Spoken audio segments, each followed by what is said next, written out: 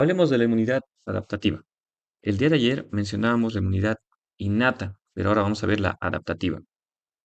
Para ello, hay que decir que esta inmunidad adaptativa es la capacidad que tiene el cuerpo de defenderse contra agentes invasores, bien, pero que son específicos.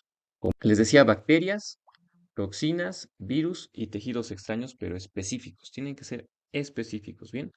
Ahora, dos, los antígenos. Es un antígeno, es una sustancia, mire, una molécula que tiene la capacidad de generar anticuerpos. Eso es lo que tienen que saber. Un antígeno puede generar anticuerpos. ¿Y qué puede ser un antígeno? Un antígeno puede ser cualquier cosa, desde una proteína de una bacteria, una toxina de la bacteria, puede ser sustancias que están en el ambiente, como el polen, el huevo, todo puede ser un antígeno, con tal de que sea capaz de generar anticuerpos. Bien.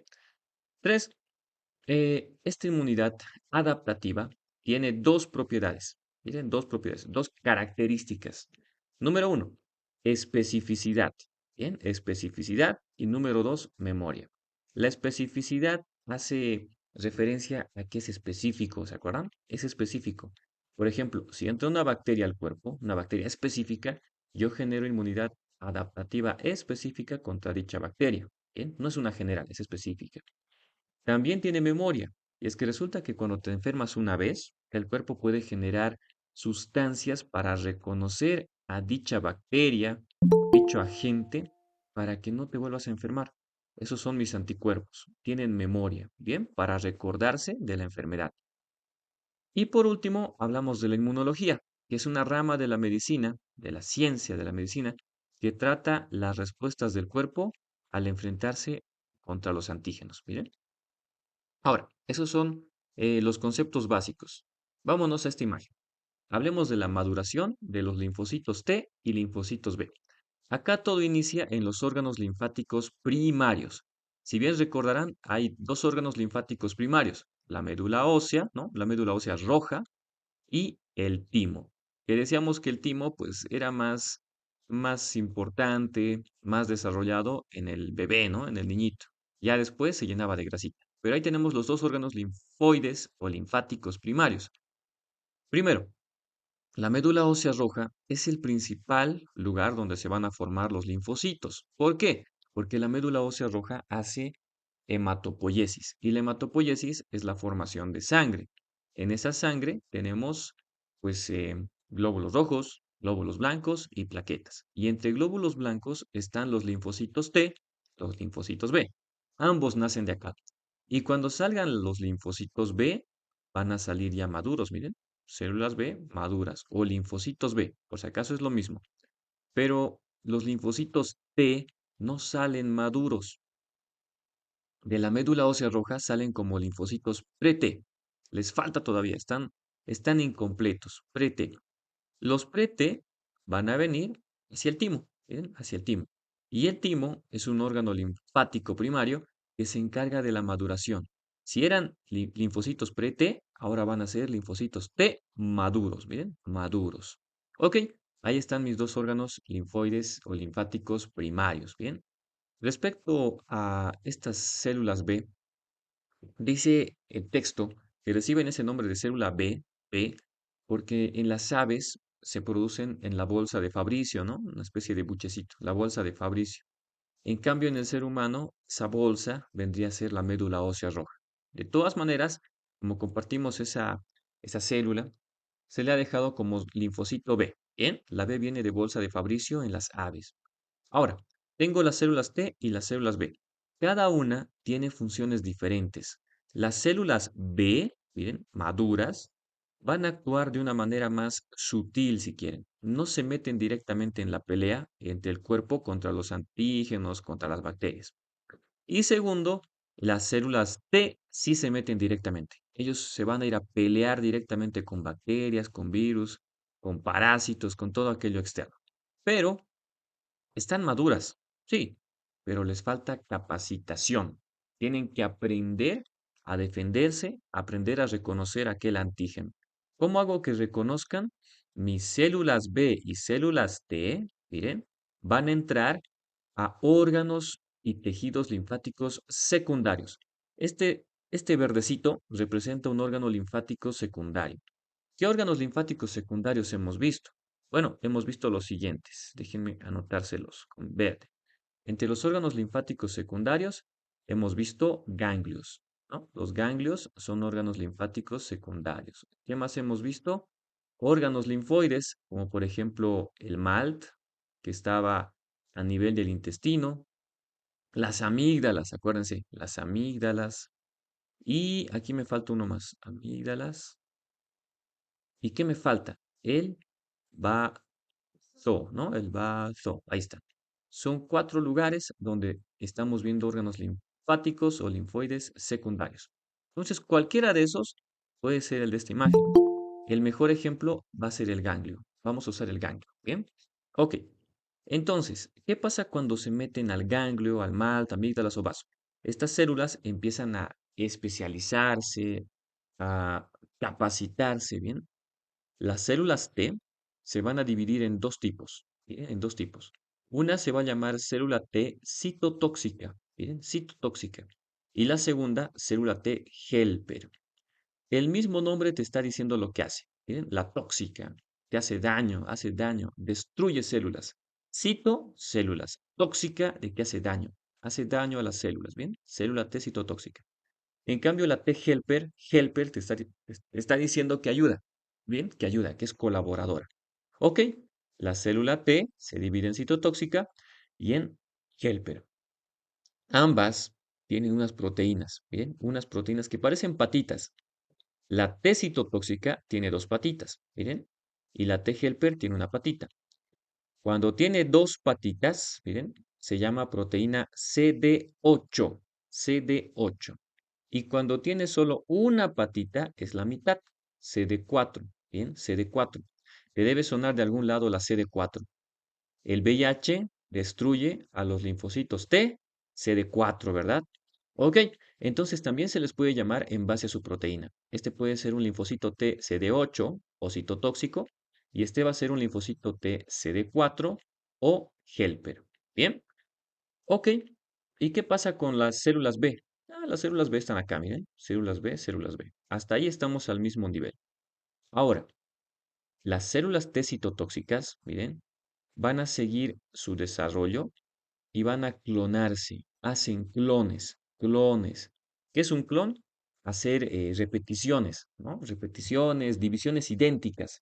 Y acá lo que voy a hacer es clonar esta T citotóxica en un montón. Se van a clonar un montón, ¿sí? La clona. Pero esta clona se va a dividir en dos tipos. La T citotóxica clonada, ¿no? Los clones activos, activados, que van a salir y van a ir directamente atacar antígenos invasores. Miren, las células T citotóxicas salen del tejido linfático, de este tejido linfático secundario, y atacan antígenos invasores. Bien, atacar, salen directamente. Pero una gran parte no va a salir. Las T citotóxicas van a ser clones de memoria. Miren, memoria, para recuerdito. Entonces hay dos grupos de clones. Los clones que van a ir a pelear y los clones que quedan de memoria. ¿Para qué quiero clones de memoria? Bueno, si voy a tener células T citotóxicas que van a ir a pelear, ¿no creen que van a morir? Se van a morir pues a montones, van a morir en la pelea. Y estos que son de memoria van a quedar para poder dividirse y mandar más clones activados a la pelea. Bien, es la memoria. Es lo que puedes utilizar para seguir fotocopiando, ¿no? Y seguir sacando más clones que van a ir a la pelea. Bien, las de memoria. Ahora, ¿qué pasa con las T-helper? Las T-helper, también llamadas CD4, estas actúan como ayuda, colaboradoras, helper.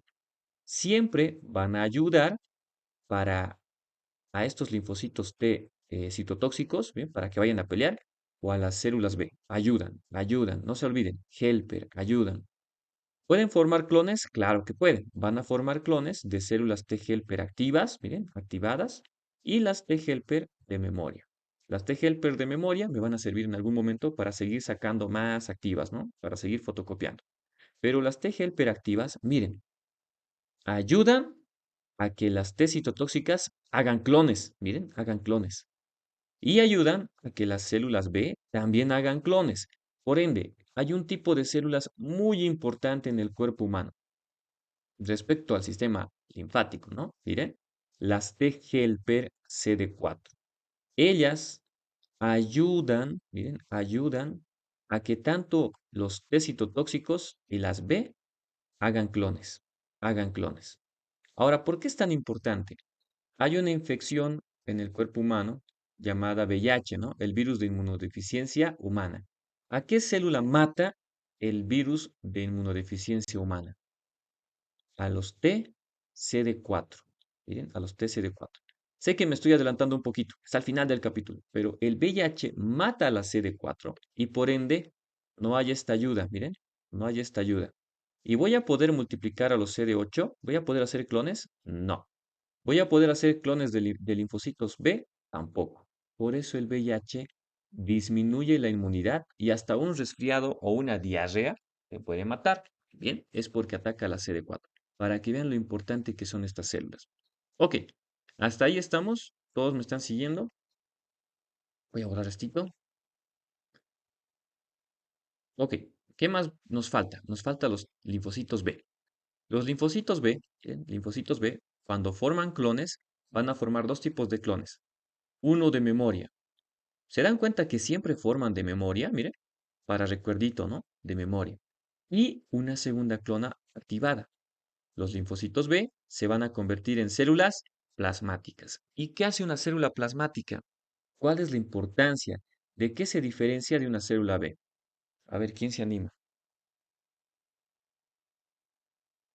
Voluntarios. ¿Qué hace una célula plasmática? ¿Cuál es su característica? Esa es, no era la que daba como inmunidad, algo así que lo explicó. Inmunidad, pero ¿de qué manera? ¿Qué produce para esa inmunidad? Produce anticuerpos. Anticuerpos. Excelente. Produce anticuerpos. Gracias, muchachos. Produce anticuerpos. Bien. Las células plasmáticas tienen la capacidad de producir anticuerpos. Estos palitos que parecen yes, miren, parecen flechas, ¿no?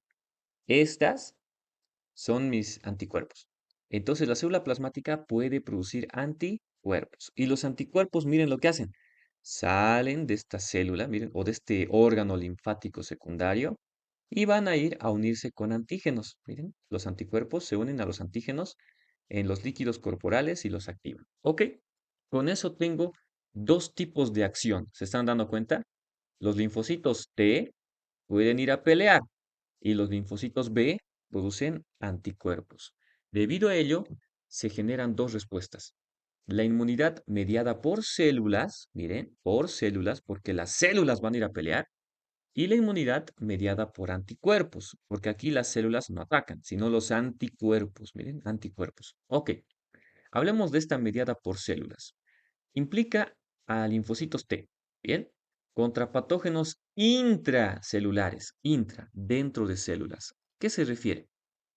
¿Se acuerdan que les comenté que hay glóbulos blancos que van a matar a células contaminadas? Aquí los linfocitos T, igual que los natural killer, ¿no? Los linfocitos T van a hacer lo siguiente.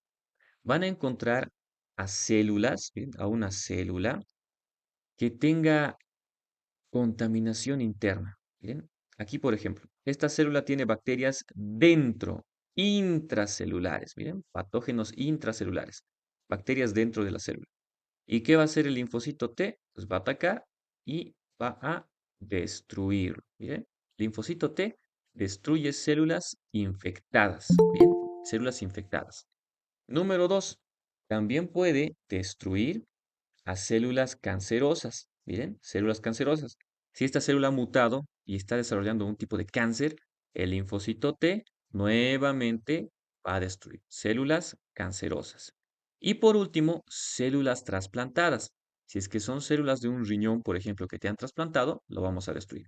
Por ende, la inmunidad mediada por células destruye a quienes aquellas células infectadas, células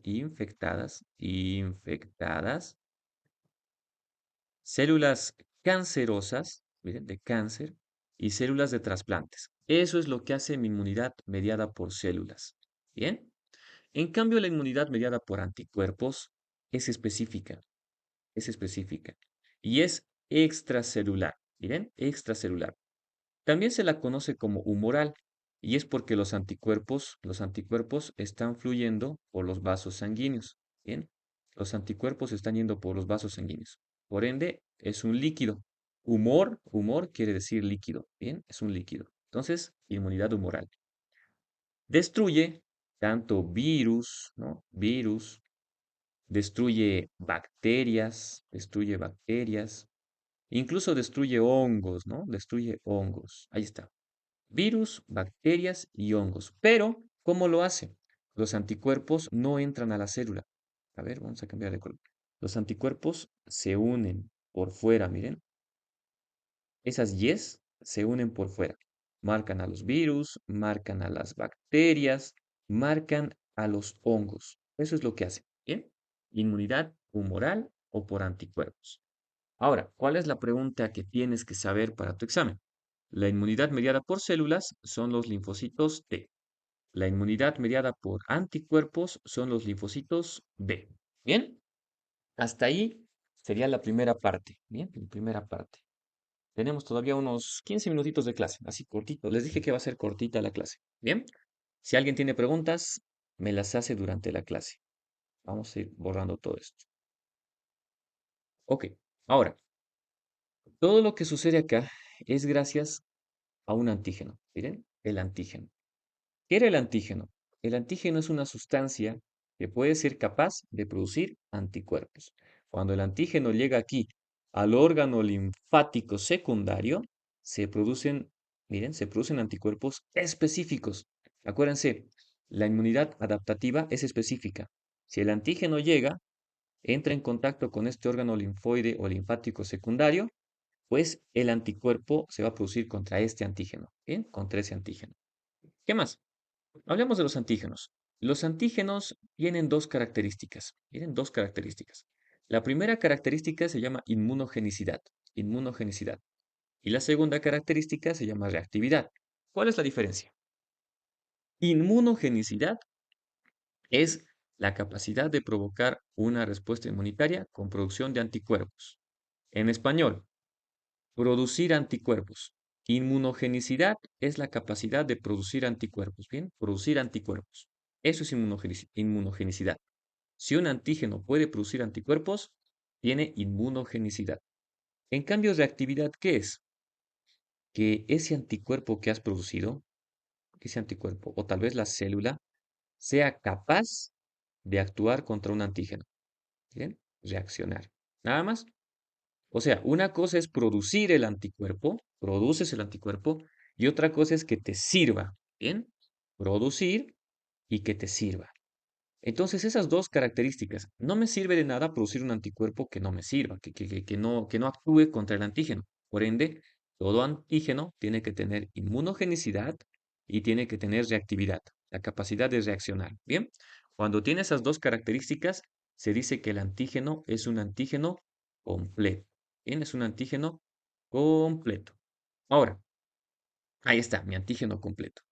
Ahora, sucede eh, que hay estructuras que vamos a considerar como antígenos, ¿bien? ¿Qué estructuras se consideran como antígenos? Dos tipos de estructuras o componentes, miren.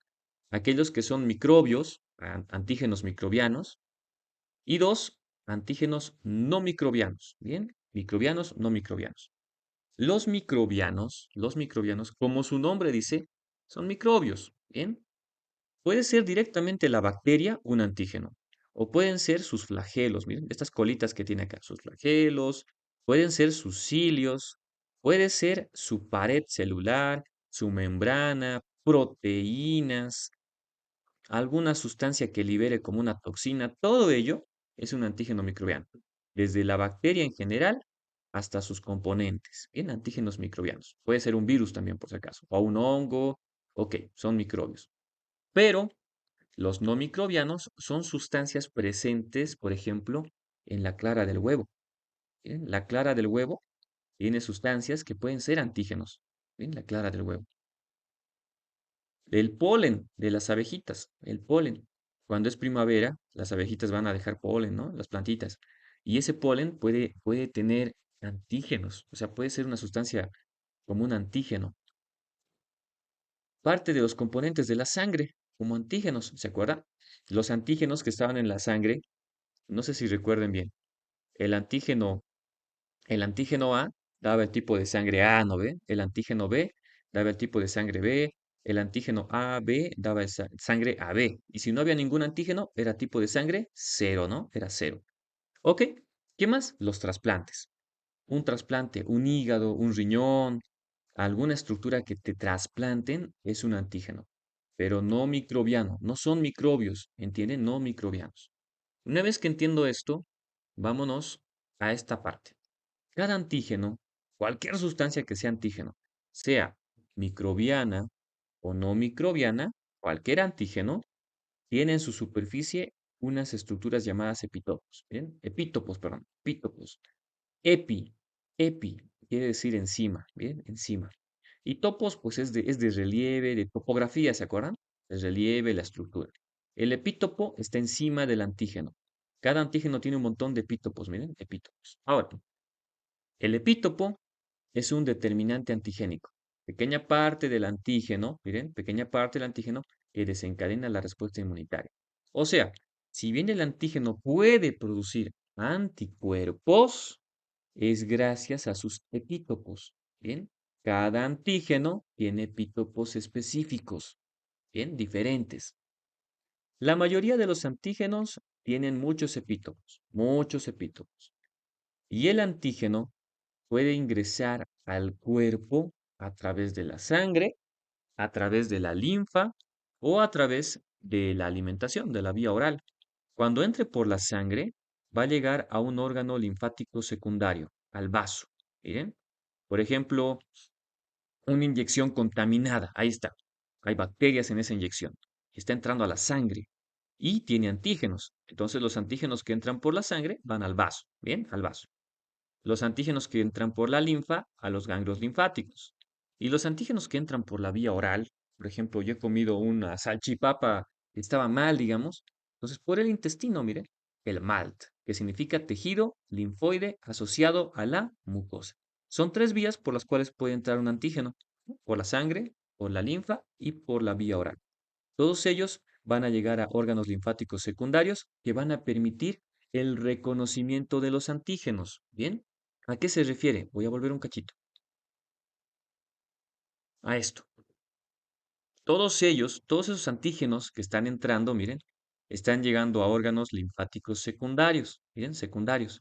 Puede ser por la sangre, puede ser por la linfa, puede ser por la vía oral.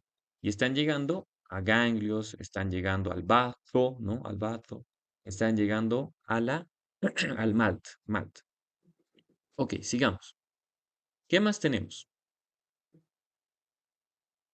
Naturaleza química de los antígenos. Bien, un antígeno puede ser una proteína, ¿bien? Una proteína de una bacteria, puede ser su ADN. ¿Bien? El ADN pueden ser lipoproteínas, pueden ser glucoproteínas y polisacáridos, generalmente midiendo 10.000 Daltons de tamaño. Son chiquitas.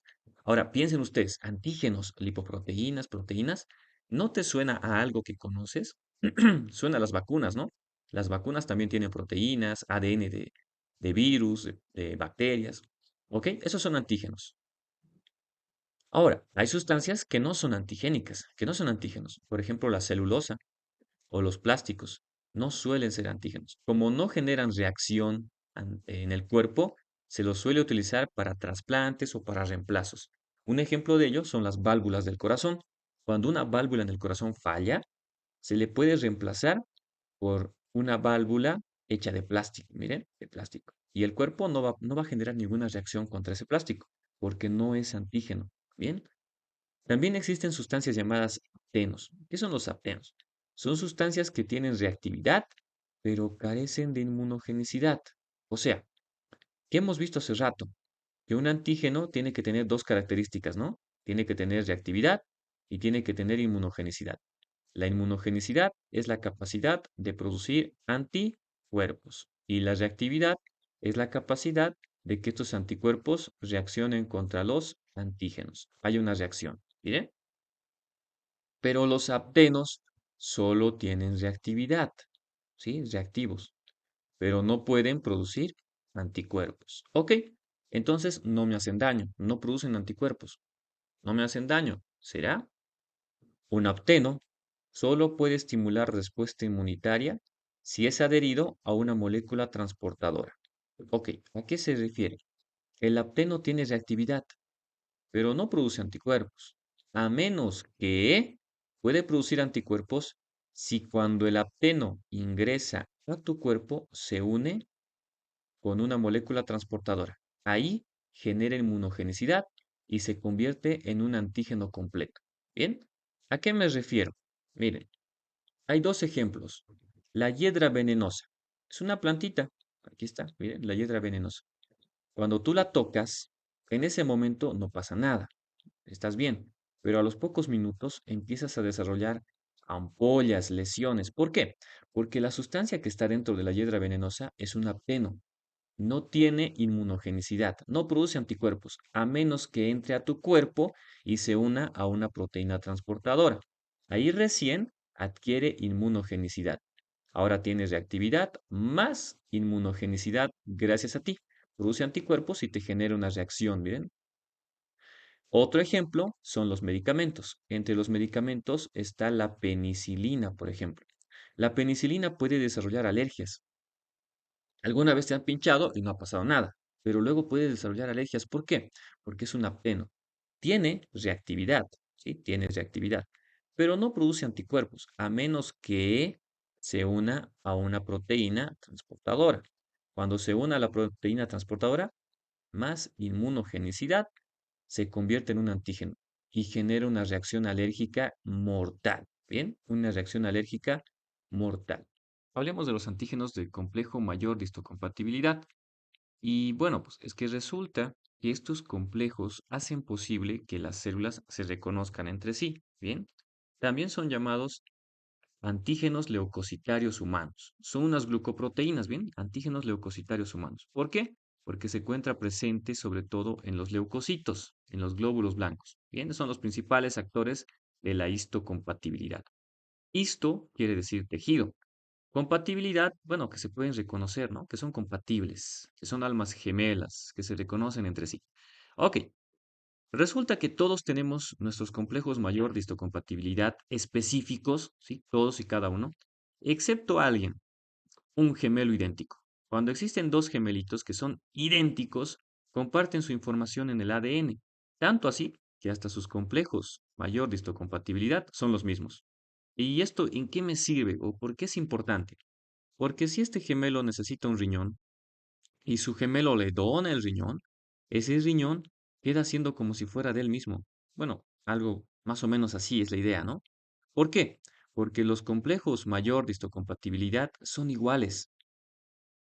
Es decir, este complejo hace que mi intestino, por ejemplo, sea mío y tu intestino sea tuyo, se reconozca propio. Pero como los gemelos son idénticos, pueden compartir todos sus tejidos, todos sus órganos, porque son igualitos. ¿Bien? Ahora, la función es ayudar a una célula T a reconocer un antígeno. Reconoce un antígeno, ¿bien? Reconoce un antígeno, ya sea propio o sea extraño, ¿bien? Propio o extraño. Y ya lo que tenemos que mencionar es que hay dos tipos de complejo mayor de histocompatibilidad. Está el tipo 1 y está el tipo 2. Miren, tipo 2. Ambos están presentes en las células, excepto en un lugar. Bien, entonces decimos, están presentes en todas las células del cuerpo, excepto en los glóbulos rojos. No tenemos complejo mayor de histocompatibilidad en los glóbulos rojos. Bien, ahora, ¿cómo se hace el procesamiento y presentación de antígenos exógenos? Exógeno quiere decir que viene fuera del cuerpo, bien, fuera del cuerpo. También tenemos antígenos endógenos, están por dentro. Este es lo interesante. Exógeno sería fuera del cuerpo, claro, pero estamos hablando de fuera de una célula.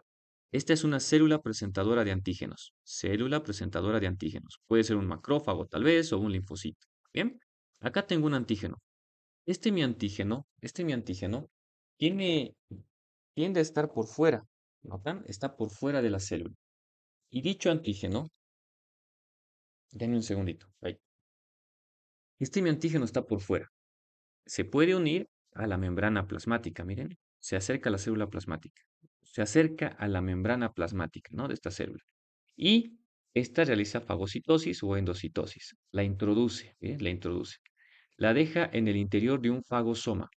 Fagosoma es una vesícula que tiene algo que está atrapando por fuera, algo que ha comido, miren, fagosoma o endosoma si quieren. Este primer proceso se llama fagocitosis, ¿bien? La fagocitosis. Ahora, tengo acá el antígeno. El antígeno se va a destruir porque el fagosoma se fusionaba con el lisosoma, ¿se acuerdan? Fagolisosoma. Y el lisosoma pues tiene sustancias ácidas que destruyen este antígeno. Lo pedacean, ¿bien? Digestión del antígeno en fragmentos de proteínas. ¿Qué hago luego? En ese preciso momento se empieza a sintetizar una molécula de complejo mayor de histocompatibilidad tipo 2. La tipo 2 trabaja con antígenos exógenos que estaban por fuera, ¿sí? Que estaban por fuera. Ahora, se empieza a producir esta proteína, este complejo mayor de histocompatibilidad, en el sitio predilecto de síntesis de proteínas, en el retículo endoplasmático. Ya tengo los complejos. Los complejos se van a vesículas, miren, pequeñas bolsitas a una vesícula. Aquí están los complejos. Y luego voy a unir esta otra vesícula, el fagosoma, ¿no? Que tenía los pedazos del antígeno con el complejo mayor de histocompatibilidad tipo 2. Se unen, miren, se han unido. Las vesículas que contienen fragmentos peptídicos del antígeno se unen con las que tienen los complejos tipo 2. Ahora, ¿qué voy a hacer? El complejo tipo 2 se une, miren, se une con estos pedazos que quedan del antígeno.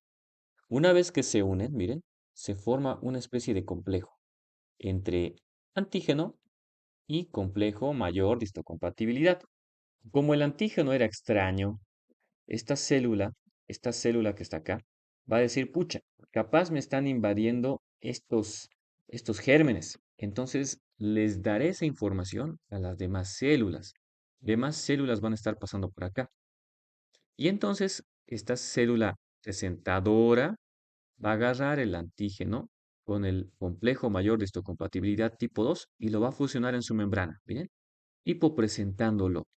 ¿Han visto el Rey León?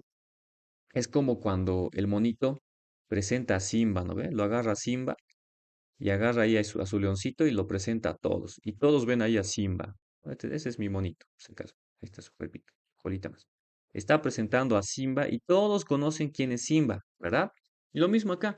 Está presentando un antígeno. Así todas las células van a conocer ese antígeno. Y cada vez que encuentren ese antígeno, lo van a ir a destruir.